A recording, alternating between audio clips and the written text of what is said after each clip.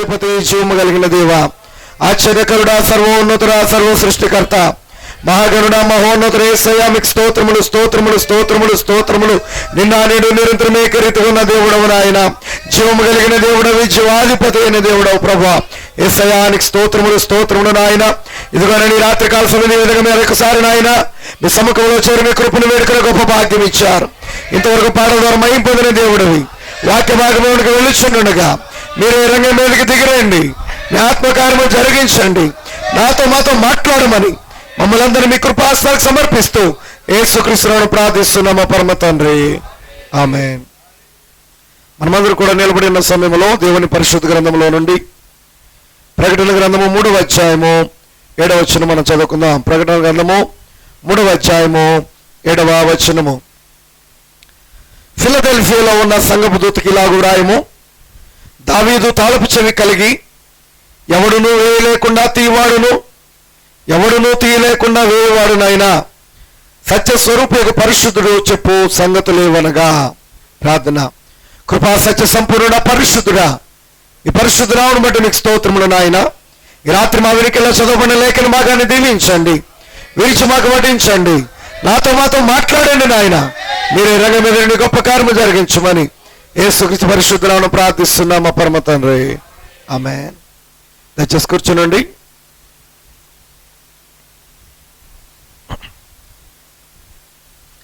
దేవుని పరిశుద్ధ నామమునకు స్తోత్రం కలుగును గాక.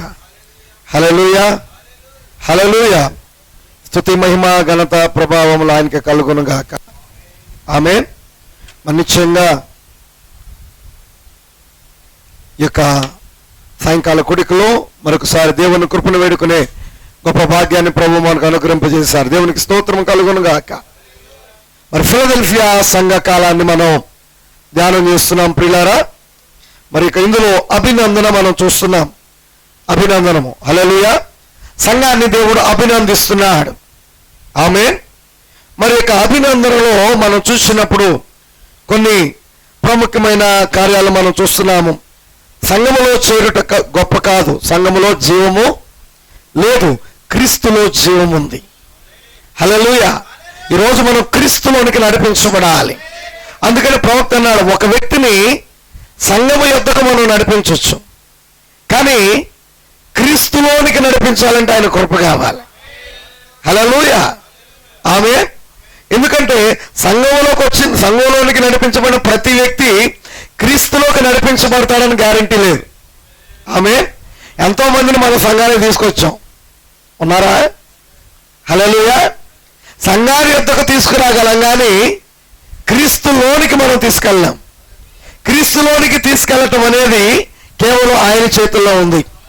ఎందుకంటే దేవుని యొక్క వాక్యం సెలవిస్తూ ఉంది, తండ్రి ఆకర్షించిందే ఎవడు నా యొద్దకు రాలేడు. దేవునికి స్తోత్రం కలుగును గాక. అంటే ఖచ్చితంగా ఆయన ఆకర్షించాలి, ఆమేన్. అయితే ఇక్కడ మనం చూసినట్లయితే మానవుడు దేవుని యొక్క ఆత్మ ద్వారా పరిశుద్ధుడు అవుతున్నాడు. మానవుడు దేవుని ఆత్మ ద్వారా పరిశుద్ధుడు అవుతున్నాడు. మన ఆలోచన బట్టి కాదు, మన తలంపులను బట్టి కాదు, మన క్రియలను బట్టి అంతకన్నా కాదు, దేవుని ఆత్మను బట్టే మనం పరిశుద్ధులం అవుతున్నాం. హల్లెలూయా. ప్రవక్త అన్నాడు, నా పరిశుద్ధత నా సొంతది కానందుకు నేను ఎంతో సంతోషిస్తున్నాను. నా పరిశుద్ధత నా సొంతది కానందుకు నేను ఎంతో సంతోషిస్తున్నాను. ఎందుకు? నా పరిశుద్ధత నా సొంతదైందనుకో ఏదో ఒక సమయంలో నేను అసహిస్తా. ఏదో ఒక సమయంలో ఇది నాది, నేను కొనుక్కున్న పరిశుద్ధత, నా వల్ల అయింది, నేను అట్ట చేయటం వల్ల ఇట్ట అయింది అని నీ పరిశుద్ధతను గురించి నీవు అసహిస్తావు. అందుకనే మనం చూసినట్లయితే ఒక లేఖన భాగాన్ని మనం చూద్దాం ప్రియులారా. ద్వితీయోపదేశకాండం అనుకుంటా 8వ అధ్యాయము, ద్వితీయోపదేశకాండము 8వ అధ్యాయము 17వ వచనం నుండి.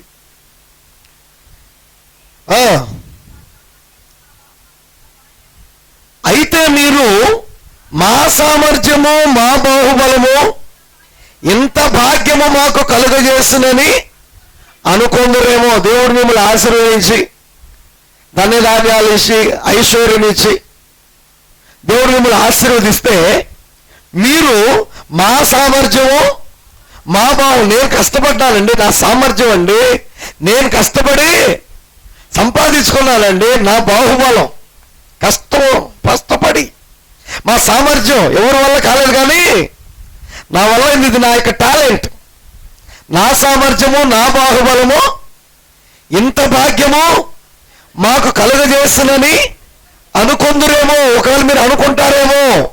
హల్లెలూయా. మోషే ద్వారా దేవుడు మాట్లాడుతున్నాడు. ఇదేం పుస్తకం ఇది? ద్వితీయోపదేశకాండము, ద్వితీయ ఉపదేశం. దేవుడు రెండవసారి ఉపదేశిస్తున్నాడు. రెండవసారి ఉపదేశంలో ఆయన ఇశ్రాయేలు ప్రజలకు ఒక హెచ్చరిక ఇస్తున్నాడు. దేవుడు మిమ్మల్ని ఆశీర్వదించాడు, మన్నాతో తృప్తిపరిచాడు, ఎన్నో పరిస్థితుల్లో నుండి మిమ్మల్ని తప్పించాడు. హల్లెలూయా. ఐగుప్తీయులు కలిగినటువంటి ఆ యొక్క తెగుళ్ళు రాకుండా మిమ్మల్ని కాపాడాడు. గొప్ప ఐశ్వర్యంతో అక్కడ నుండి మిమ్మల్ని నడిపించాడు. బండలో నుండి నీళ్ళిచ్చాడు, మారాను మధురంగా మార్చాడు. చివరికి మీరు కానానులోకి వచ్చిన తర్వాత కానానులో ప్రవేశించి ఆ భూభాగాన్ని స్వాధీనం చేసుకొని అక్కడ దేవుడు మీకు ఇచ్చిన ఆశీర్వాదాన్ని మీరు పొందుకున్న తర్వాత ఏ పరిస్థితిలోనైనా, ఎప్పుడైనా, ఎక్కడైనా, హల్లెలూయా, దేవుడు నీకు ఉద్యోగం ఇచ్చి, దేవుడు నీకు ఇల్లు వాకిళ్ళు ఇచ్చి, దేవుడు నీకు ఇంట్లో సమస్తం సమకూర్చి, హల్లెలూయా, ఇవన్నీ దేవుడు నీకు ఇచ్చిన తర్వాత ఎప్పుడైనా నువ్వు మా సామర్థ్యము, మా బాహుబలము, ఇంత భాగ్యము మాకు కలుగజేస్తున్నని మీరు అనుకుందురేమో. కాగా నీ దేవుడైన యెహోవాను జ్ఞాపకము చేసుకొనవలెను. దేవుడు నీకు వస్తువు ఇచ్చాడు, కొత్త వస్తువు ఇచ్చాడు అనుకో, అబ్బా నేను కొనుక్కున్నాను బ్రదర్, నో, దేవుడిని జ్ఞాపకం చేసుకో. హల్లెలూయా. ఇదిగో ఈ వస్తువు కొనుక్కున్నాను, కష్టపడండి, దాచుకోనండి. అది నువ్వు కష్టపడటం, నువ్వు దాచుకో, కరెక్టే. హల్లెలూయా. దాన్ని ఎవరు కాదనరు. దేవునికి స్తోత్రం కలుగును గాక. నేను కొనుక్కున్నాను, కష్టపడి కొనుక్కున్నాను. ఆమె అది మాత్రం ఒక విశ్వాస నోటు రాకూడదు. దేవుడు చెప్తుంది అక్కడ ఏం చేయాలంట? నీ దేవుడైన యెహోవాను జ్ఞాపకం. అదేంటంటే నేను కష్టపడి కొనుక్కుంటే దేవుడిని ఎందుకు జ్ఞాపకం చేసుకోవాలి? కాగా నీ దేవుడైన యెహోవాను జ్ఞాపకం చేసుకోవాలను. ఏలయనగా తాను నీ పితరులతో ప్రమాణం చేసినట్లు తన నిబంధనను నేటి వల్లే స్థాపింపవలెనని మీరు భాగ్యము సంపాదించుకొనుటకై మీకు సామర్థ్యము కలుగజేయవాడు ఆయనే. ఎందుకు ఆయన జ్ఞాపకం చేసుకోవాలయ్యా అంటే, మీరు భాగ్యం సంపాదించుకోగలిగినట్లుగా మా సామర్థ్యం అనుకున్నావు చూసావా, అసలు ఆ సామర్థ్యం ఇచ్చిన వాడే ఆయన. మీకు సామర్థ్యము కలుగజేయవాడు ఆయనే కనుక మీరు ఆయన్ని జ్ఞాపకం చేసుకోవాలి. హల్లెలూయా. ఇప్పుడు పరిశుద్ధత ఇచ్చినవాడు ఆయన. ఆమేన్. నువ్వు పరిశుద్ధుడు అయినందుకు ఆయన్ని గణపరచాలి. నువ్వు పరిశుద్ధుడు అయినందుకు ఆయన్ని స్తుతించాలి, ఆయన్ని గణపరచాలి, ఆయన మహిమపరచాలి. నువ్వు రక్షించబడినందుకు ఆయన్ని గణపరచాలి. దేవునామానికి మహిమ కలుగును గాక. హల్లెలూయా. ఆయన యొక్క అద్భుతమైన నీతి లక్షణములన్నీ నాకు ఆపాదించబడినవి. ఎప్పుడైతే ఆయన ఆత్మ ద్వారా నువ్వు పరిశుద్ధం అవుతావో, ఆమేన్, ఆయన ఆత్మ ద్వారా నువ్వు పరిశుద్ధం అవుతావో, ఆయనకి ఆపాదించబడిన నీతి లక్షణాలన్నీ నీకు వస్తాయంట. ఆయనలో ఉన్న లక్షణాలన్నీ నీకు వస్తాయి. ఆయన నీతి నీకు వస్తుంది. దేవుని ఆత్మ ద్వారా నువ్వు పరిశుద్ధం అయితే, వింటున్నారా? దేవుని ఆత్మ ద్వారా నువ్వు పరిశుద్ధం అయితే ఆయన నీతి, ఆయన గుణ లక్షణాలన్నీ నీకు వస్తాయి. నీ సామర్థ్యం ద్వారా పరిశుద్ధం అయితే ఎవరి లక్షణాలు వస్తాయి? హల్లెలూయా. ఒక తండ్రి ఒక బిడ్డను పెంచాడు, చాలా మంచిగా. నేను పరిశుద్ధుడిగా పెంచాను నా అబ్బాయిని.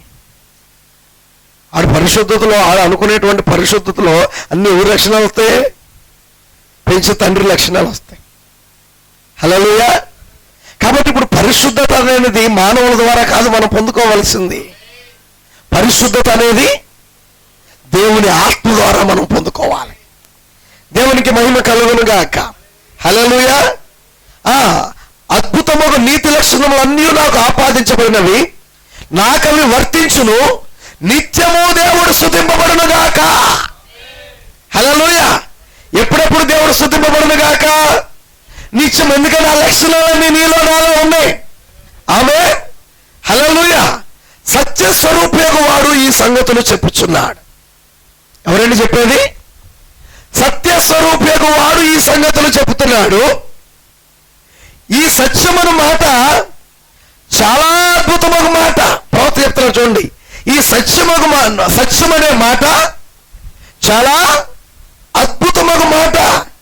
ఇది కేవలము అబద్ధమునకు వ్యతిరేకమగు నిజమను అర్థముతో కూడినది కాదు. సత్యం అనగానే సత్యమా అబద్ధమా అది కాదు. ఇక్కడ సత్యం అనగానే హల్లెలూయా, ట్రూ ఆర్ ఫాల్స్, సత్యమా అసత్యమా అట్లా అక్కడ ఉపయోగించే సత్యం కాదు ఇది. ఆమేన్. సత్యము అంటే అసత్యానికి వ్యతిరేకంగా వాడేటువంటి పదం అనేది కాదు. ఒక అభిప్రాయమును పరిపూర్ణముగా గ్రహించుటను గూర్చి చెప్పబడింది. ఒక అభిప్రాయాన్ని పరిపూర్ణంగా గ్రహించుట, ఒక అభిప్రాయాన్ని ఎరిగి దాన్ని పరిపూర్ణంగా గ్రహించినప్పుడు ఇది సత్యం అండి. ఇది సత్యం, పర్ఫెక్ట్ గా నాకు తెలుసు. హల్లెలూయా. అంటే ఒక కార్యము నీకు పరిపూర్ణంగా తెలియచేయబడినప్పుడు, దాన్ని నీవు పరిపూర్ణంగా ఒప్పుకున్నప్పుడు, గ్రహించి ఒప్పుకున్నప్పుడు పరిపూర్ణమైన గ్రహింపు రావాలి. ఆ గ్రహింపు కలిగి ఒప్పుకున్నట్టు సత్యం. హల్లెలూయా. దేవునికి స్తోత్రం కలుగును గాక. మీరు విశ్వాసము ద్వారా కృపచేతనే రక్షింపబడి ఉన్నారు. ఆమేన్. పౌలు అన్నాడు, మీరు విశ్వాసము ద్వారా కృపచేతనే రక్షింపబడి ఉన్నారు. మనం రక్షింపబడ్డామనేటువంటిది, నేను రక్షించబడ్డామంటే ఇది నిజమా అంటున్నాడు. హల్లెలూయా. ఇది నిజమా అనగానే మన డౌట్ వచ్చింది మళ్ళీ. కానీ ఇక్కడ మనం చూసినట్లయితే మీరు విశ్వాసము ద్వారా కృపచేతనే రక్షించబడారు అనగానే దాన్ని కూర్చున్నటువంటి, ఆ వాగ్దానాన్ని కూర్చున్నటువంటి, ఆ రక్షణను కూర్చున్నటువంటి పరిపూర్ణమైన అవగాహన నీకు వచ్చిందనుకో, ఇది సత్యము, నేను ఈ ప్రకారమే రక్షించబడ్డాను, నేను క్రియల వల్ల జరిగింది కాదు. దేవునికి స్తోత్రము కలుగును గాక. హల్లెలూయా. పాక్షిక గ్రహింపునకు ఇది వ్యతిరేకం.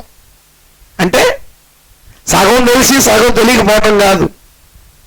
సత్యమును నువ్వు మాట్లాడావంటే నీకు పరిపూర్ణంగా ఎరుగుదు అని. హల్లెలూయా. 2x2 ఎంత?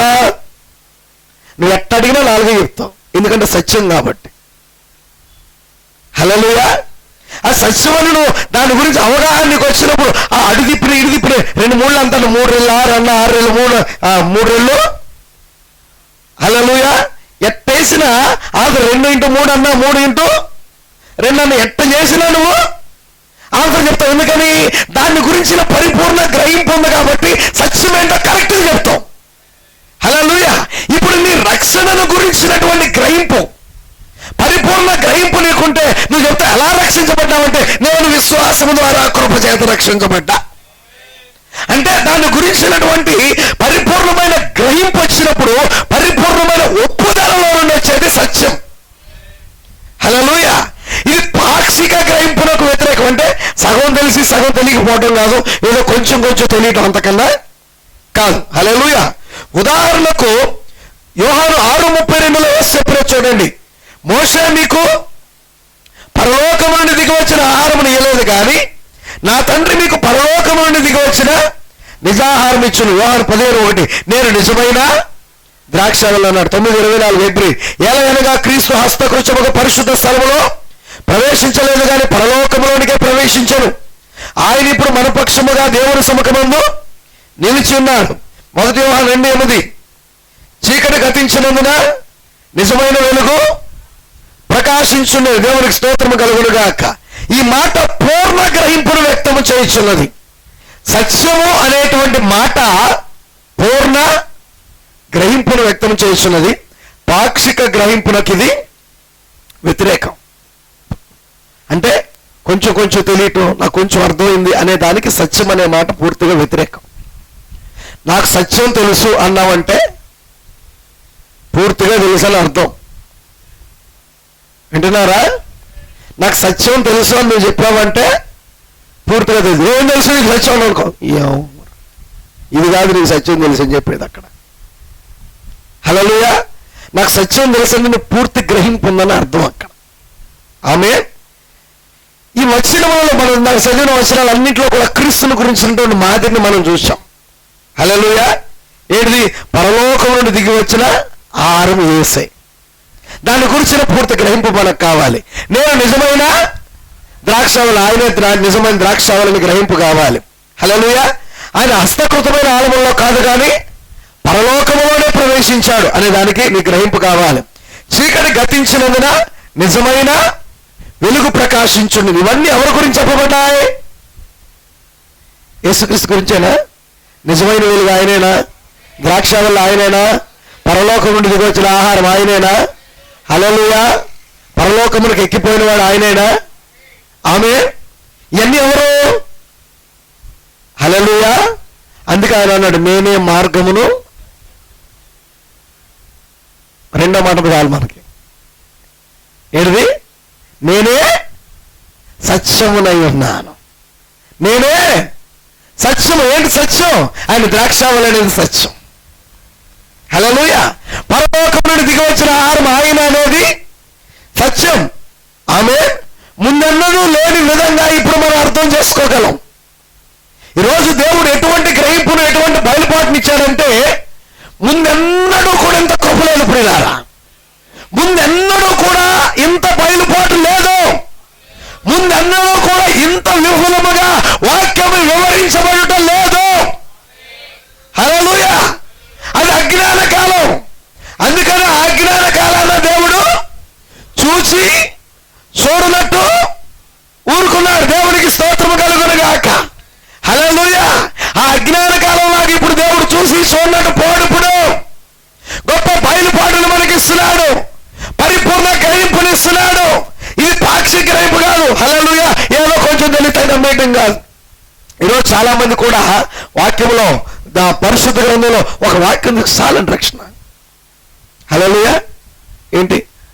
ప్రభువు నామమున ప్రార్థన చేయవారందరూ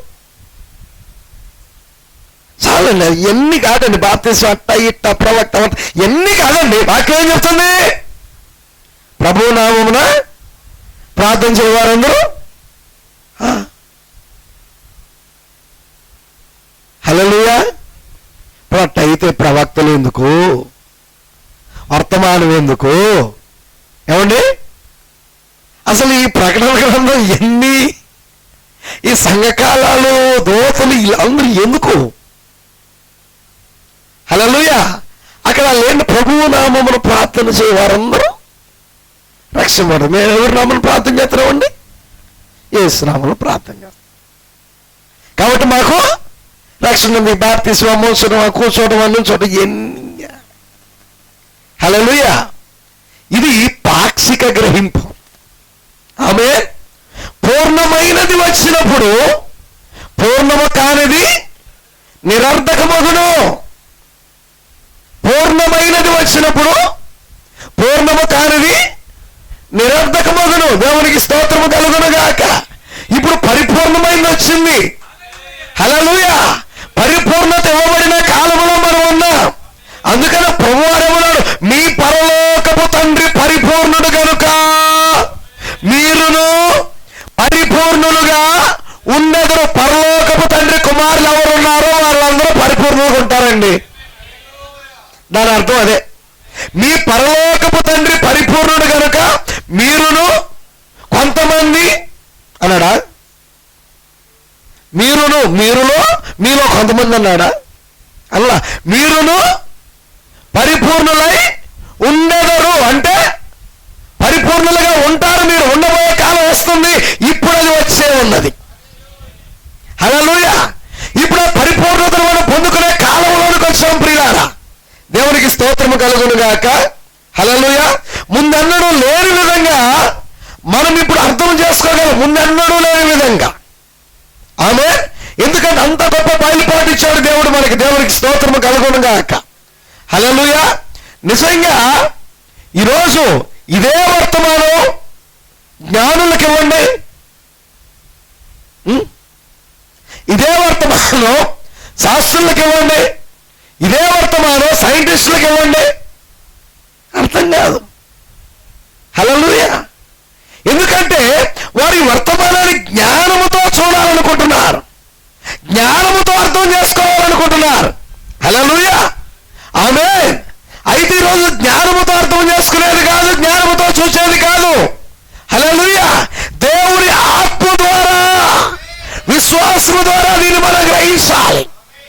దేవునికి స్తోత్రము కలుగు. అక్కడ దేవుని కృప కావాలి. దేవుని నామానికి మహిమ కలుగునుగాక. మాదిరితో మాదిరి కానిది విభేదించుచున్నది, మాదిరితో మాదిరి కానిది విభేదించుచున్నది. దేవునికి స్తోత్రం కలుగునుగాక. హల్లెలూయా. ఆమేన్.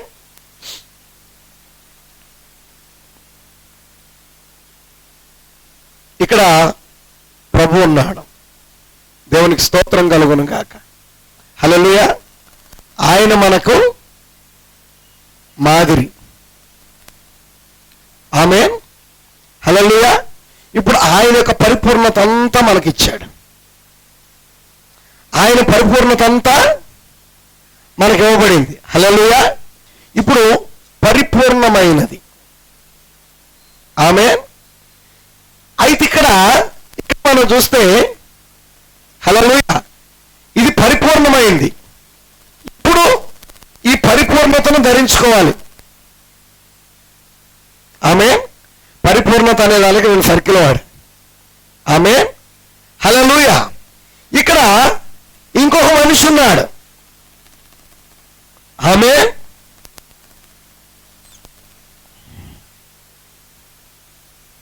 హల్లెలూయా.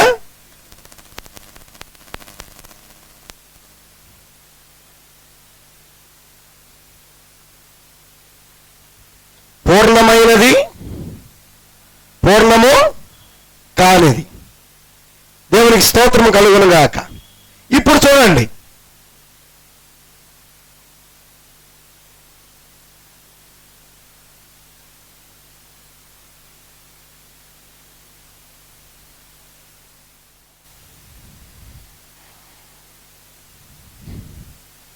హల్లెలూయా. ఆమేన్. దేవునికి స్తోత్రం కలుగునుగాక. హల్లెలూయా.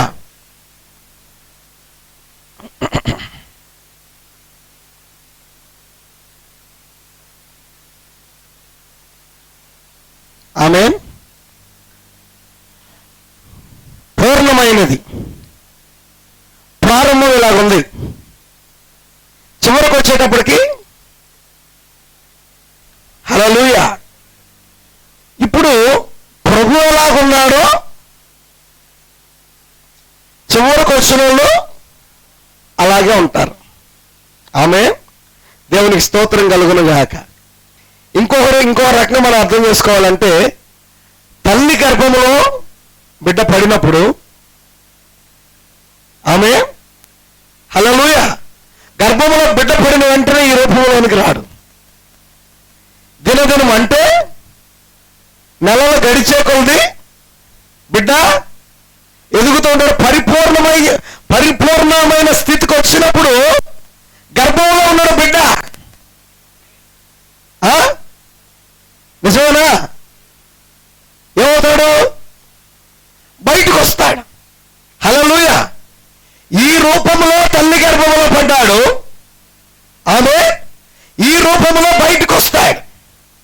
హల్లెలూయా. తల్లి గర్భంలో ఈ రూపంలో పట్టడానికి కారణం ఏంటి? ఆమె తండ్రి ఎలాగున్నాడో, హల్లెలూయా, ఆమె తండ్రి యొక్క విత్తనమే.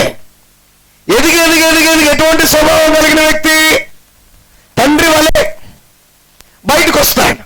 హల్లెలూయా. అదే రీతిగా ప్రభువు, ఆమేన్, హల్లెలూయా, ఆయన జీవము భూమి మీద విడవబడింది. ఆయన ప్రక్కలో నుండి ఆయన భార్య బయట హల్లెలూయా. ఎలా బయటకు వచ్చింది? నీరు రక్తముగా బయటకు వచ్చింది. కానీ క్రీస్తు అంటే నీరు రక్తమా? కాదు. హల్లెలూయా. అందుకే ప్రవక్త అన్నాడు, ఆ ఆదాము అన్నాడంటే మొదటి ఆదాము, నా ఎముకల్లో ఎముక, నా మాంసములో మాంసము, ఇది నరునిలో నుండి తీయబడిన కనుక నారి అనబడును. కానీ కడపటి ఆదాము ఏమన్నాడు తెలుసా? ప్రవక్త అన్నాడు, నా ఆత్మలో ఆత్మ, నా వాక్యములో వాక్యము, నా జీవములో జీవము. ఆమె క్రీస్తులో నుండి తీయబడిన కనుక క్రీస్తు అనబడు.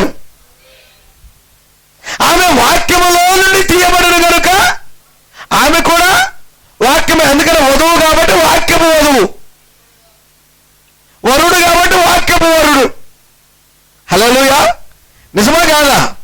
ఇప్పుడు పరిపూర్ణమైన స్థితిలోకి వచ్చాం. ఎప్పుడైతే బిడ్డ పరిపూర్ణంగా ఎదుగుతాడో తల్లి గర్భం నుండి బయటికి రావడానికి ఆతృత పడతాడు. హల్లెలూయా. ఎలా బయటకు వస్తాడు? ఎలా వస్తాడు? ప్రసవ నొప్పులు ఎలా వస్తాయి? ఎవరైనా డేట్ చూసి టైం చూసి ప్రసవ నొప్పులు వచ్చినట్టు చేస్తారా? ఆల్రెడీ లోపల ఒత్తిడి కలిగిద్ది. అంటే ఇక తల్లి గర్భము ఆ బిడ్డను ఉంచుకోవడానికి ఇక అవకాశం లేదు. అవకాశం లేనప్పుడు బిడ్డ కాదు, బిడ్డ మీద ఒక ఒత్తిడి కలిగిద్ది. బిడ్డ మీద ఒక ఒత్తిడి కలిగినప్పుడు ఆ ఒత్తిడిని బట్టి బిడ్డ బయటకు వస్తాడు. హల్లెలూయా. ఈరోజు ఎప్పుడైతే పరిపూర్ణతను మనం ధరించుకుంటామో ఒక ఒత్తిడి వస్తుంది ఇక్కడ. హల్లెలూయా. ఎప్పుడైతే ఒత్తిడి వస్తుందో ఆమె దేవునికి స్తోత్రము కలుగును గాక. హల్లెలూయా. అందుకనే దేవుని యొక్క వాక్యంలో హెబ్రీయులకు రాసిన పత్రికలో పౌలు అంటున్నాడు విశ్వాసుల గురించి, అట్టి వారికి ఈ లోకము యోగ్యమైనది కాదు. ప్రజెంట్ యోగ్యమైంది. ఒక దినం రాబోతుంది, ఆ రోజున మనం ఉండటానికి ఈ భూమి యోగ్యమైంది కాదు. అందుకే మనం వెళ్ళిపోతాం. దేవునికి స్తోత్రము కలుగును గాక. ఇప్పటికే యోగ్యము కాని ఎన్నో స్థలాలు వదిలిపెట్టాం. ఏమా నిజమేనా? యోగ్యము కాని క్రియలు వదిలిపెట్టాం. నిజమేనా? సినిమాకి వెళ్ళటం ఒక క్రియ, అది మనకు యోగ్యం కాదని వదిలేసాం. నిజమేనా? అలా మనం చెప్పుకుంటే ఎన్నో క్రియలు మనం వదిలిపెట్టాం. యోగ్యము కాదని ఎంతో మంది మనుషులు వదిలిపెట్టాం. యోగ్యము కాదని ఇల్లు వాక్యం వదిలిపెట్టాం. యోగ్యము కాదని బంధువులు వదిలిపెట్టాం. యోగ్యము కాదని స్నేహితులు వదిలిపెట్టాం. యోగ్యము కాదని ఎన్నో కార్యాలు వదిలిపెట్టాం. ఒక రోజు యోగ్యము కాదని భూమిని వదిలిపెట్టబోతున్నాం. హల్లెలూయా. దేవునికి మహిమ కలుగును గాక. నిజమేనా? ఆమె అయితే మరలా భూమి మీదకి వచ్చే ముందు దేవుడు ఏం చేస్తాడంటే దీన్ని యోగ్యమైందిగా చేసి అప్పుడు మనల్ని తీసుకొస్తాడు. నిజమేనా? యోగ్యము కానప్పుడు మనం వెళ్ళిపోతాం. మరలా దేవుడు భూమి మీదకి తీసుకొచ్చి ఏం చేస్తున్నాడు? ఆయన దీన్ని మరలా శుద్ధి చేసి, ఈ భూమిని శుద్ధి చేసి దీన్ని యోగ్యమైందిగా చేసి, ఎవరికి యోగ్యమైందిగా? మనం నివాసం ఉండటానికి యోగ్యమైందిగా, మనం సంచరించడానికి యోగ్యమైందిగా. దేవునికి మహిమ కలుగును గాక. హల్లెలూయా. ఆమేన్. అందుకని ప్రవక్త మరొక ఉదాహరణ కూడా చెప్పారు, సేమ్ ఇటువంటిది. విత్తనము భూమిలో నాటబడింది. హల్లెలూయా. భూమిలో నాటబడిన తర్వాత మొదట వస్తుంది. హల్లెలూయా. చిన్న మొలక వస్తుంది. ఎదిగి పైకి వచ్చేటప్పటికి ఏ విత్తనం నాటబడిందో అదే విత్తనం వస్తుంది బయటికి. దేవుని నామానికి మహిమ కలుగును గాక. హల్లెలూయా. ఇప్పుడు చెట్టు పెరుగుతుంటే నాటిన వ్యక్తి దేని కొరకు ఎదురు చూస్తాడు తెలుసా? ఆహా, ఆకులు వచ్చింది చాలు, దేవునికి స్తోత్రం. నా ఆకులు ఉన్నాయి చాలు, దేవునికి స్తోత్రం. హల్లెలూయా. హల్లెలూయా. ఎంతసేపు ఆకులు, అబ్బాబా గాలి వస్తుంటే ఆకులు అమ్మా కొట్టుకుంటే అమ్మాయి గ్లోరీ. అబ్బాబా, అసలు ఆకులు శబ్దం ఏంటంటే అండి ఎంత ఉందో తెలుసు, ఎంత బాగుందో తెలుసా? ఆ చెట్టు కింద కూర్చుంటే ఆకులు గాల్లో ఆకులు కొట్టుకుంటుంటే అంత సరే వచ్చినాయి ఆకులు, సరే. హల్లెలూయా. సంవత్సరం అవుతుంది, 2 సంవత్సరాలు అవుతుంది, 4 సంవత్సరాలు అవుతుంది, 10 సంవత్సరాలు అవుతుంది, 20 సంవత్సరాలు అవుతుంది, కానీ ఆకుల్లో నుండి కాయలు రావట్లా. కాయలు రాకపోయినా ఫలం రాకపోయినా చాలా మంది చేస్తే హ్యాపీగా ఉంది. ఎందుకని? ఆకులు బాగుతున్నాయి. హల్లెలూయా. ఆరాధన బాగుందండి, మంచి ఉద్యమం ఉంది. హల్లెలూయా. పాటలు నామే గోరి అనుకుంటాం. చక్క ఏమున్నట్లా? ఫలం ఉన్నట్లా. ఫలం లేకపోతే ఉపయోగం ఉందా? ఆమె దేవునికి స్తోత్రం కలుగునుగాక. హల్లెలూయా. అందుకే ప్రవక్తన్నాడు, ఆరాధనలో పాటలు అంట కూరలు లాంటి అంట. ఏంటిది? అన్నం ఒట్టిది ఎక్కదు కాబట్టి ఏం చేస్తాం? కూర నంచుకొని తింటాం, అంతేనా? హల్లెలూయా.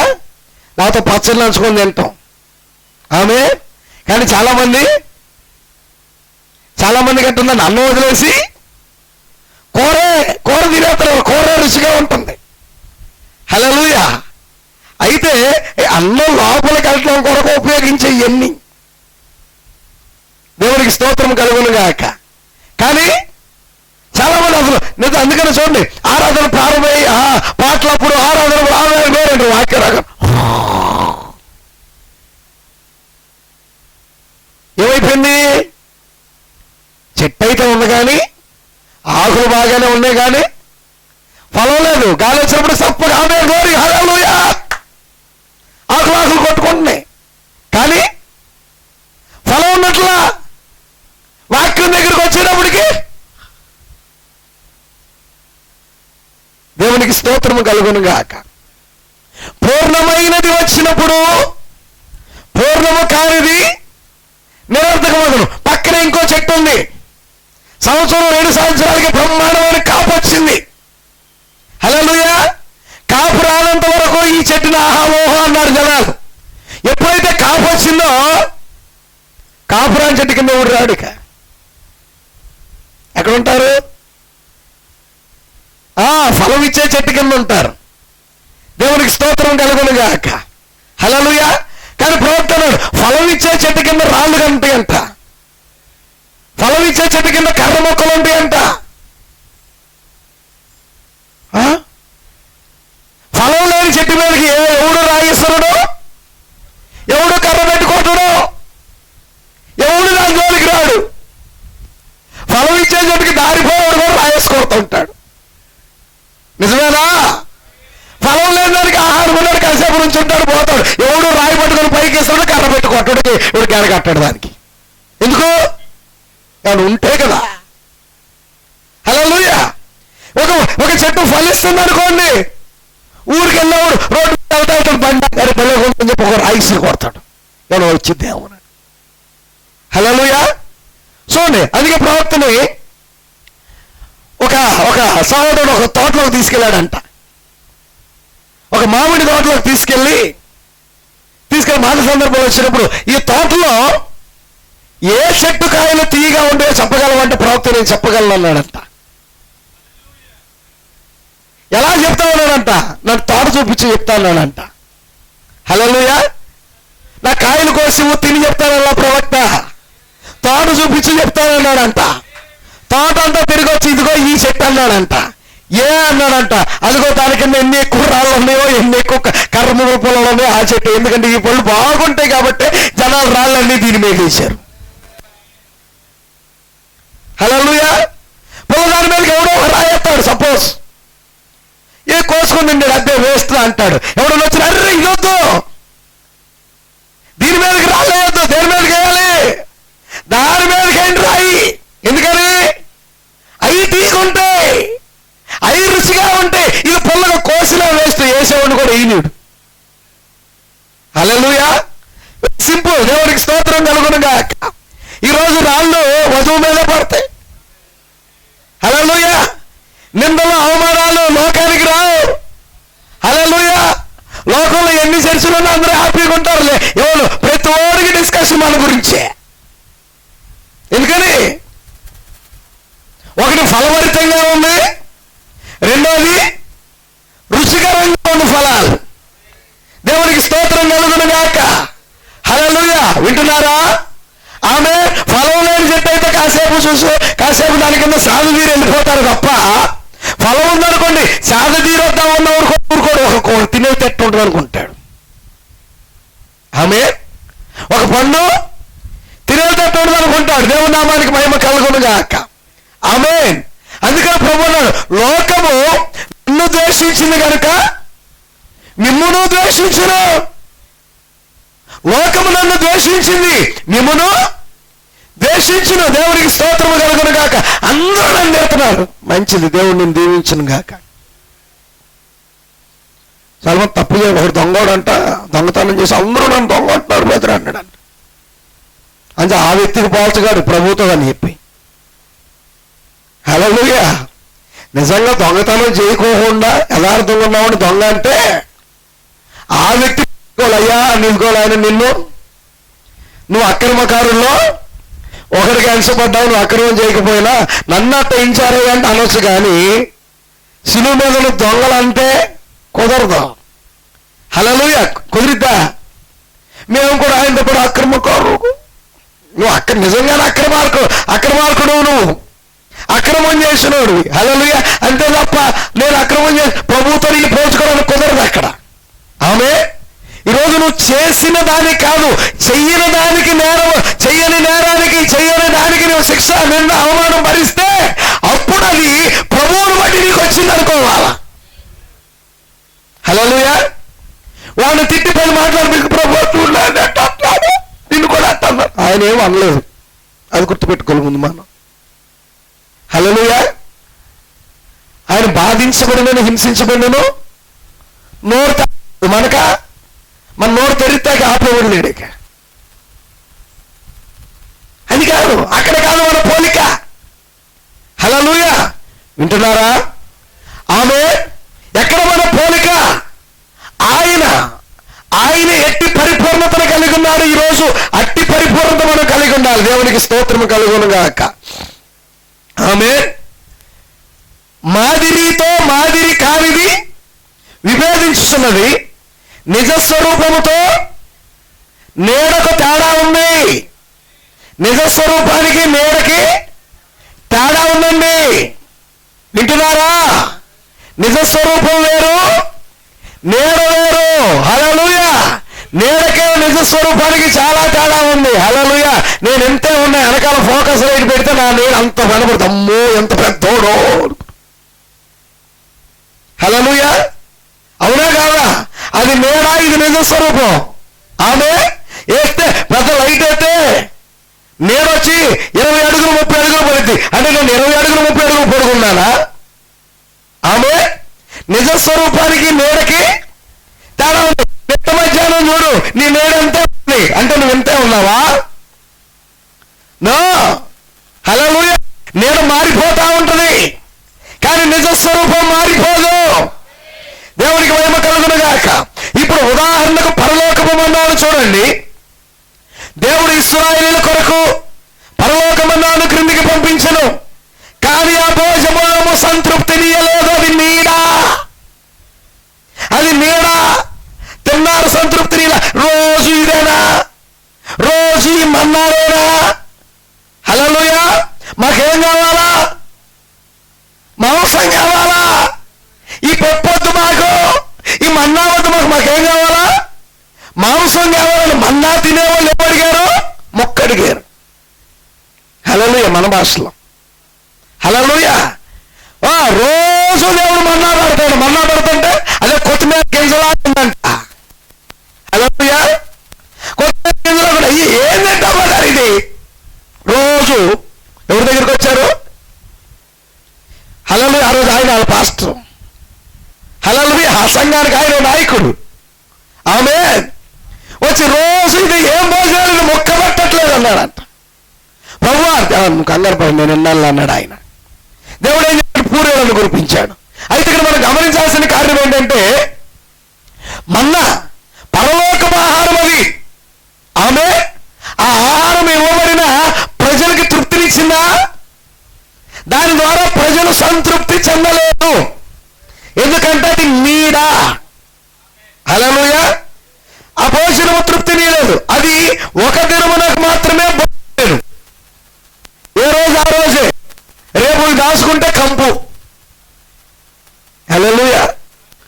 దేవునికి స్తోత్రం కలుగును గాక. ఎక్కువ ఫ్రిడ్జ్లో కూడా దాచుకున్నారంట కొంతమంది. ఆమె అంటే ఇప్పుడున్న ఫ్రిడ్జ్ లేకపోవచ్చు, అప్పుడు వాళ్ళకి దాచుకునేటువంటి కాదు. ఇప్పుడు మనం విన్నాం కదా, ప్రవక్త చెప్పాడు రాబీస్ వ్యాధికి టీకాలైనప్పుడు ఆ బండ మీద పడుకోబెట్టేవాళ్ళు, బండ వాటేసుకొని పడుకోవాలాడు.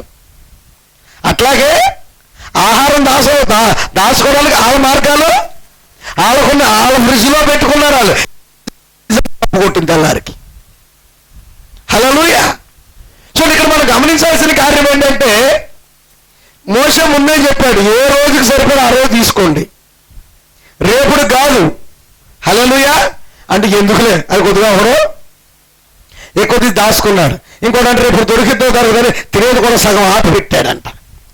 ఎవడెవరు వాక్యం మీరు నేను దాచుకున్నానని చెప్పక్కర్లేదంట.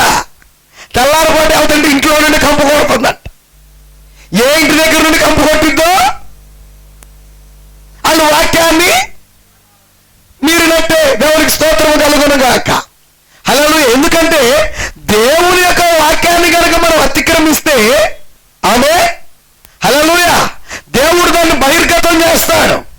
అందుకనే దేవుని యొక్క వాక్యం సెలవిస్తూ ఉంది, మరుగైనదేదియో పరచబడకపోదు, రహస్యమైనదేదియో తెలియపరచబడకపోదు. మీరు రహస్యంగా ప్రకటించబడుతుందంట. ఎక్కడ? హల్లెలూయా. ఒకసారి నువ్వు మంచం మీద నువ్వు పడుకోవాలంటే మాట్లాడుకుంటూ ఉంటే రేపు పొద్దున తీర్పులో నల్లులు వచ్చి సాక్ష్యం చెప్తాను తెలుసా. నీ మంచంలో ఉన్న నల్లులిని అది రేపు పొద్దున దేవుడి దగ్గర సాక్ష్యం చెప్తాయంట. హల్లెలూయా. నువ్వు తలుపులు వేసుకొని మాట్లాడితే ఈ తలుపులో దర్వాజాలు సాక్ష్యం చెప్తాడు దేవుడి దగ్గర. హల్లెలూయా. నువ్వు చెట్టు కింద కూర్చొని మాట్లాడుకుంటే చెట్టు మీద ఉన్న పెట్ట సాక్ష్యం చెప్పిద్దంట. హల్లెలూయా. అవన్నీ చాలా జాగ్రత్తగా దేవుని పని చేస్తున్నాయి. దేవుని స్తోత్రం. ఎవరు లేని తలుపు వేసుకొని తలిపేసి సాక్ష్యం తలిపేర కొడతావేంటి?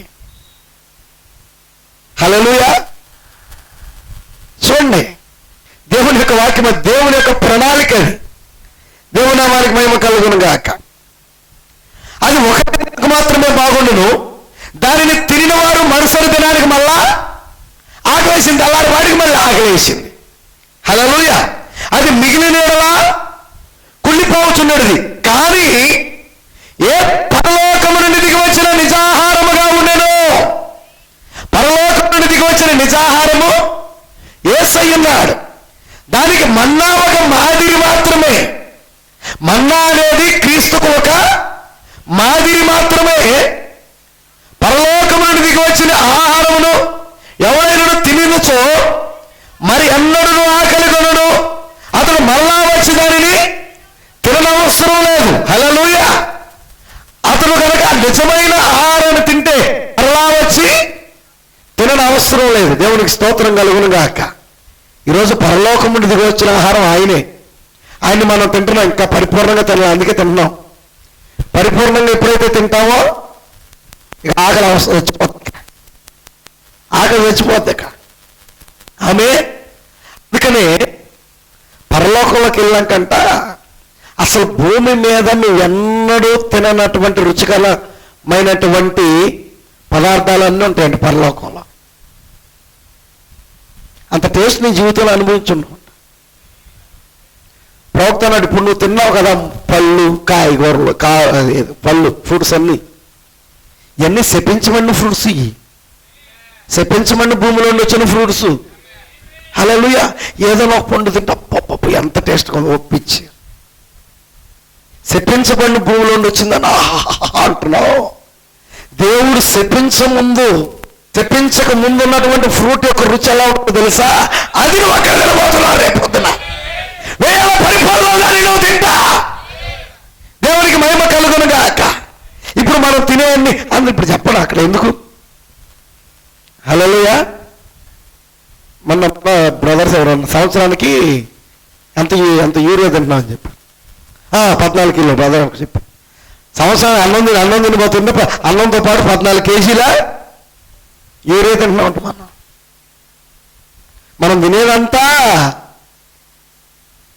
తినేదంతా ఆహారం కాదు, ముందు కూడా తింటున్నాం. హలో ముందే సగం ఆమె ముందు పండించిందే తింటున్నాం. కానీ హల్లెలూయా భూమిలో దానంతటా అది పండిన పంటను మీరు తింటారని చెప్పాడు దేవుడు. దానంతటా అది పండిన పంటనంట, తనంతటా అది పండాలా, ముందేయకుండా ఎరువేయకుండా. దేవునికి స్తోత్రము కలుగును గాక. దాని రుచి దేనికి రాదు. దేవునికి మహిమ కలుగును గాక. ఆమె అంటే మనం ప్రభుత్వం ఉన్నప్పుడంతా అనేక రకమైన భోజన పదార్థాలు తింటాం. ఆకలి కాదంట, అసలు ఆకలి అవ్వదు అక్కడ. ఆకలి లేదు, ఆకలి లేదు, దప్పిక లేదు అక్కడ. మరి ఎందుకు తింటాం? రుచి కోసం తింటమే. ఆకలి తినం అక్కడ. రాజ్యంలో ఆకలి ఉండదు. అక్కడ ఆకలి ఉండదు. తినే లోపల గంట కొడుతుంటుంది. దేవునికి స్తోత్రము కలుగును గాక. హల్లెలూయా. టైం అవుతా ఉంటే లోపల ఆకలి అవుతా ఉంటుంది. ఆమేన్. దేవునికి స్తోత్రము కలుగును గాక. అయితే అక్కడ ఆకలి ఉండదు, మనం ఇష్టపూర్వకంగా తింటుమే. దేవునికి స్తోత్రము కలుగును గాక. అతడు మరలా వచ్చిందని తిననవసరం లేదు. దాని యందు అతడు భావం పొందిన క్షణంలోనే అతడు నిత్య జీవమును పొందును. ఇక్కడ నిత్యముగా వాస్తవం ఉన్నది. ఇక మీదట నేడ యొక్క అవసరత లేదు. హల్లెలూయా. అసలు మన్న ఎట్టుందనండి, ఏదో కొత్తిమీర గింజలాగానే ఉంది కానీ బైబిల్లో అసలు మన్న ఎట్టుంటుందో, దాని రుచి ఎట్టుంటుందో మనం ఎప్పుడు చూడాల. దొరికితే బాగుండు అనుకుంటున్నారేమో. అది నేడ నిజమైంది దొరికింది ఈరోజు మనకి. దేవునికి మహిమ కలుగును గాక. ఏం దొరికిందండి? నిజమైంది. ఏంటిది నిజమైంది? నిజమైన మన్నా. దేవునికి మహిమ కలుగును గాక. నిజమైన మన్నా దొరికింది ఈరోజు మనకి. హల్లెలూయా. వాస్తవమైన దొరికింది, పూర్ణమైన దొరికింది. పూర్ణమైనది వచ్చినప్పుడు పూర్ణము కానిది నిరర్ధక మగును. హల్లెలూయా. ఒక రోజున బాప్టిస్ట్ టాప్, ఒక రోజున సిఎస్ఐ టాప్, ఒక రోజున పెంతెకొస్తు టాప్. కానీ ఈ రోజున పూర్ణమైంది వచ్చింది, వర్తమానం వచ్చింది. హల్లెలూయా. ఇప్పుడు మిగతావన్నీ నిరర్ధకమే. దేవునికి స్తోత్రము కలుగును గాక. హల్లెలూయా. దేవుని నామానికి మహిమ కలుగును గాక. ఇక మీదట నేడ యొక్క అవసరత లేదు, పాక్షిక రక్షణ యొక్క అవసరత లేదు. దాని యొక్క సంపూర్ణత ఇచ్చటున్నది. యేసు దేవునిలో భాగముగా లేడు. యేసు దేవునిలో భాగముగా లేడు. యేసు దేవుడై ఉన్నాడు. యేసు దేవునిలో భాగం కాదండి, యేసే దేవుడై ఉన్నాడు. హల్లెలూయా. ఇశ్రాయేలులకు వెలుగుండిన విషయం ఎవరో కాదనలేరు. ఇశ్రాయేలుకి వెలుగుందా? ఉందా? ఇశ్రాయేలుకి వెలుగు కలిగి ఉండిన ఒక జనాంగముగా వారు తప్ప ఎవరు లేరు. ఐగుప్తు దేశమంతా కటిక గాఢాంధకారపు చీకటి 3 రోజులు. కటిక చీకటి అంటే ఇప్పుడు కరెంటు పోయింది అనుకోండి, చీకటి వచ్చింది. 1 నిమిషం ఆగినాక కనపడుతుంది ఆకారాలు. ఎక్కడో హొల్ల అక్కడో హొల్ల అక్కడో హొల్ల కూర్చున్నారని ఆకారాలు నిలబడినా కూర్చున్నా కదిలినా కనపడుతుంది. కానీ ఆ రోజు ఐగుప్తులో కడిగినటువంటి కటిక చీకటి అంట ముందు మనిషి ఎంత దగ్గర నుండి నడుచుకుంటూ వెళ్ళినా సరే కనపడనంత చిమ్మ చీకటి, కటిక చీకటి. అంత గాఢాంధకారంతో దేవుడు 3 రోజులు ఐగుప్తుల్లో తెగులుతో మొత్తితే ఇశ్రాయేలు ప్రజలను గోషేనులో మాత్రం వెలుగుందంట. దేవునికి మహిమ కలుగును గాక. హల్లెలూయా. ఐగుప్తు గాఢాంధకారంలో ఉండగా వీరు మాత్రమే వెలుగు చీకటియుండిరి. ఇశ్రాయేలీయుల ఇళ్లలో వెలుగుండెను, కానీ ఇప్పుడు నిజమగు వెలుగు వచ్చి ఉన్నది. ఆమె అప్పుడు వెలుగు వచ్చింది కదా, 3 రోజులు వెలుగు వచ్చింది కదా, తర్వాత వాళ్ళు ఎప్పటికీ చీకటి రాలేదు. వాళ్ళకి చీకటిని అనుభవించలేదా? అనుభవిస్తున్నారా? అనుభవించట్లేదా? అనుభవించారు. హల్లెలూయా. కానీ ఇప్పుడు నిజమైన వెలుగు వచ్చినది. యేసే లోకమునకు వెలుగై ఉన్నాడు. మెస్సియాకు సంబంధించిన లేఖనముల ద్వారా మోషే మరియు ఇతర ప్రవక్తలు వెలుగును తీసుకొని వచ్చిరి.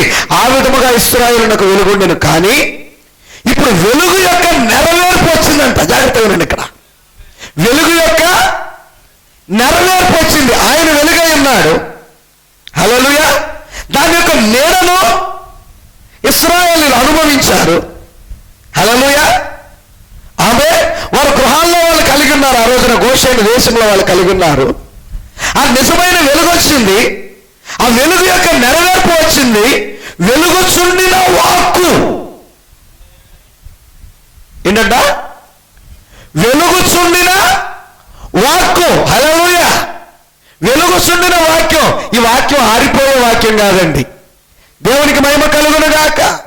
వెలుగుచుండిన వాక్కు ఇప్పుడు దేవుని యొక్క వెలుగుతో ప్రకాశించుచున్నది. ఆయన జనుల మధ్య బయలుపరచబడి ఉన్నాడు. అగ్నిస్తంభము రాత్రిలో వెలుగునిచ్చినట్లుగా ఇప్పుడు వెలుగు మరియు జీవము సంపూర్ణముగా ప్రత్యక్షమాయను. అది అద్భుతము. దేవత్వము శరీర రీత్యా బయలుపరచబడెను. హల్లెలూయా.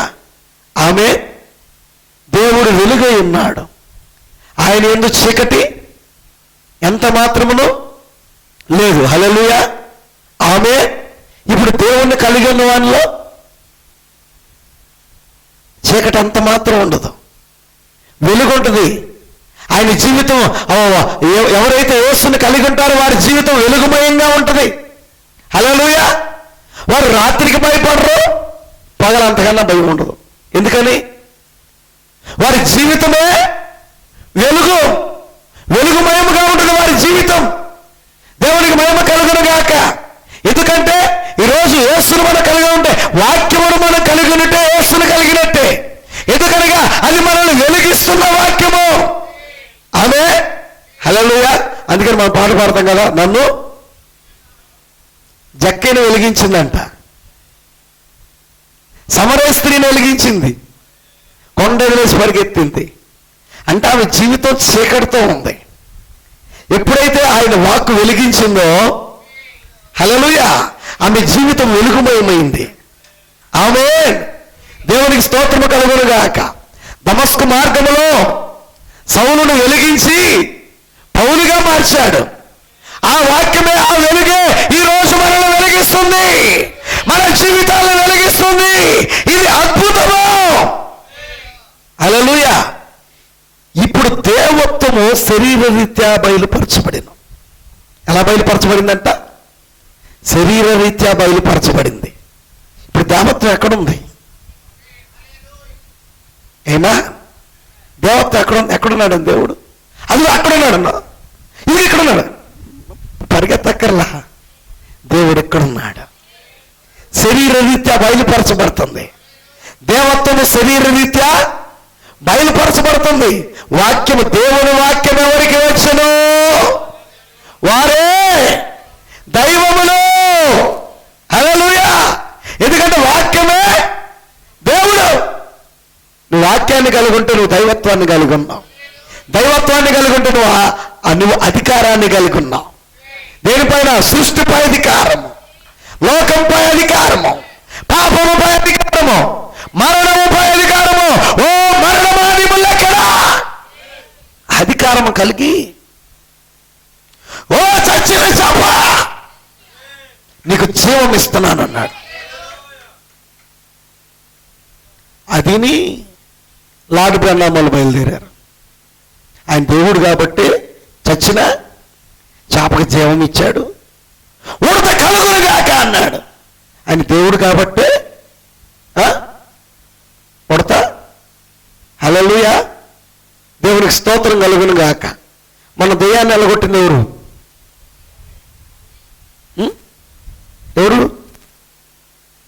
ఎవరండి ఎలగొట్టింది? దేవుడేనా? నేను కాదు. నాకెక్కడ శక్తి? నాకెక్కడది అది? ఆమె దేవుడు.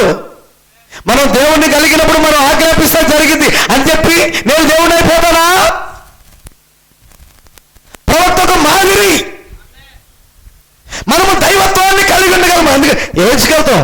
ఎన్ని ఎముకలు బ్రతకగలవా? ప్రభువా యెహోవా ఇక వాక్కిచ్చాను మాట్లాడన్నాడు. వాక్కిచ్చాను. ఇప్పుడు ఆ ఎండిపోయిన ఎముకలన్నీ మహాసైన్యం అయ్యి ఏసుకెళ్ళి పాదాల దగ్గర పడి అయ్యా నువ్వు దేవుడు అయ్యా అనాలా? మరి ఆయన ఇక బతికిచ్చింది. చెప్పండి. ఇప్పుడు ఆ ఎండిపోయిన ఎముకలకు జీవం ఇచ్చింది ఎవరు? నరాలు ఇచ్చింది ఎవరు? ఎముకలన్నీ అతుకునేటట్టు చేసింది ఎవరు? గొప్ప సైన్యంగా చేసింది ఎవరు? ఏసుకెళ్ళు. ఇప్పుడు ఈ సైన్యం అంతా ఎవరిని పూజించాలా? ఏసుకెళ్ళి పూజించారా? హల్లెలూయా. చూడండి పిల్ల, ఇది ఎరగని అనేక మంది రోజు ప్రవక్తని దేవుని చేసేసారు. హల్లెలూయా. ఆయన మనవంటే ఒక నరుడు. ఏలియా గురించే వాక్యం చెప్తే ఏలియాయు మనవంటి స్వభావం కలిగిన మనుష్యుడే. హల్లెలూయా. ఆసక్తితో ప్రార్థించాడంట. అంటే నీవు నేను కూడా ఆసక్తితో ప్రార్థిస్తే దేవుని కార్యం జరిగిద్దని అర్థం అక్కడ. అంటే మన జీవితంలో జరగట్లేదంటే అది నీకే తెలియాలి. ఆమె జరగట్లేదంటే ఏలియా ప్రార్థన విశ్వాసంతో ఆసక్తి కలిగి 3.5 సంవత్సరాల వర్షం కానీ మంచు కానీ పడవదంతే. అమ్మ పడిద్దా ఇవాళ?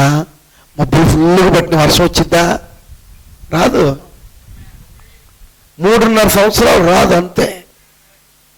అయ్యా ఏలియా మబ్బులు ఫుల్గా నల్లగా పట్టి మంచి గాలి వస్తుంది, అసలు వర్షం పడిపోయే సూచనలు కనపడుతున్నాయి. పడే సూచన ఉండొచ్చు కానీ పడదు. హల్లెలూయా. అసలు నిజంగా దేవుని కార్యం చూడండి. సరిగ్గా 3.5 సంవత్సరాలు అయిందంట. 3.5 సంవత్సరాలు అయిన తర్వాత ఆకాశం అంతా తేటకుందంట. ఒక మబ్బు కనపట్లేదంట. మబ్బు ఏమీ కనపట్ల. ఆమె ఏలియా ఏం చేశాడు? ఏం చేశాడు? పర్వతం మీదకి శిష్యుని పంపించాడు. అటు సముద్రం వైపుకు చూసి మబ్బు ఏమైనా కనపడుతున్నా వచ్చి చూశాడు. ఏం కనపట్ల. మళ్ళీ చూడు, మళ్ళీ కనపడ, మళ్ళీ చూడు. అయ్యా అరచెయ్యంత మబ్బు సముద్రంలోని పైకి ఎక్కుతుంది అన్నాడు. ఎంతంట? అరచెయ్యంత మబ్బు అంటే ఎంత? అరచెయ్యి ఎంత మబ్బు వస్తుందంటే నువ్వు పరిగెత్తుకుంటూ వెళ్ళి ఆహాబు దగ్గరికి వెళ్ళి వర్షం పడిపోతుంది అర్జెంటుగా ఇంటికి వెళ్ళమని చెప్పి అన్నాడు. అసలు నల్లగా పడితేనే ఇప్పుడు ఆమె నల్లగా పడితే పడేదాకా నమ్మకలేదు మనకి. అవునా కాదా? ఏదో మొన్నటి దాకా ఇప్పుడు పడుతునేలే కానీ ఓ నెల క్రితం వరకు నల్లగా మబ్బు రావటం, ఓ గాలి రావటం, మొత్తం పోవటం. అవునా? కానీ ఏం అరిచేంత రాగానే వెళ్ళిపోయి ఆహాబు దగ్గరికి వెళ్ళి తడవకుండా ముందు వెళ్ళిపోన్నాడంట.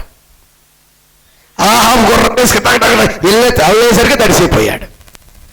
కానీ ఆహాబు కన్నా తడవకుండా ముందు పరిగెత్తేశాడు ఏలియా. వెళ్ళేసరికి కొండ పోతగా వర్షం. దేన్ని బట్టి? ఆయన కలిగి ఉన్న వాక్యము, ఆయన ఆసక్తితో కూడిన ప్రార్థన, విశ్వాసం. ఏలియాయు మన వంటి స్వభావం కలిగిన జరిగిద్దంటావా? ఏమో బదరు, ఏమో సిస్టర్, వర్షం వచ్చిద్దా? ఏమో. స్వభావం అనలే కానీ ఆసక్తి లేదు. నా స్వభావం ఎలాగున్నా ఆమె నేను ఆసక్తితో ప్రార్థన చేస్తే దేవుడు ఇస్తాడు ఖచ్చితంగా. దేవుడు చేస్తాడు ఖచ్చితంగా. దేవునికి అసాధ్యమైన ఏదైనా కలదా? హల్లెలూయా. ఇప్పుడు ఆ వాక్యం శరీర రీత్యా పరిపూర్ణమవుతుంది మన మధ్యలో. హల్లెలూయా. ఈరోజు దేవుని దగ్గర నుండి మనం కార్యం పొందాలంటే విశ్వాస సహితమైనటువంటి ప్రార్థన, ఆసక్తితో కూడిన ప్రార్థన మనకు కావాలి. ఆమేన్. ఈరోజు నిజంగా నిజమైన వెలుగు మనం కలిగి ఉన్నాం. నీడ కాదు, వాస్తవాన్ని మనం కలిగి ఉన్నాం. ఆ వాస్తవతలో నడిచే కృప దేవుడు మనకు అందరికి అనుగ్రహింపచేయను కాక. మోకరించి ప్రార్థన చేసుకుందాం.